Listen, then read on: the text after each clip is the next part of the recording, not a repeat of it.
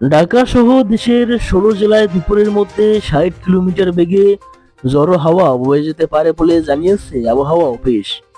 একই সঙ্গে বৃষ্টি বা বজ্র বৃষ্টিরও আশঙ্কা রয়েছে। বৃহস্পতিবার ২ জুলাই দেশের অভ্যন্তরীণ নদীবন্দরগুলোর জন্য দুপুর ১টা পর্যন্ত আবহাওয়া অধিদপ্তরের দেওয়া বিশেষ সতর্কবার্তায় এ তথ্য জানানো হয়।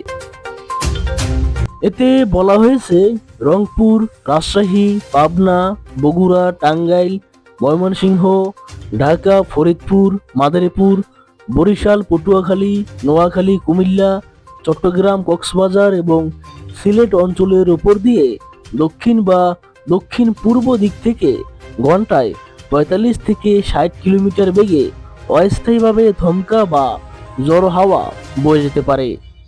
এ সময় বৃষ্টি অথবা বজ্রসহ বৃষ্টির আশঙ্কা রয়েছে। তাই ভোর ৫টা থেকে দুপুর ১টা পর্যন্ত দেওয়া সতর্কবার্তায় এসব এলাকার নদীবন্দরগুলোকে ১ নম্বর সতর্ক সংকেত দেখাতে বলা হয়েছে।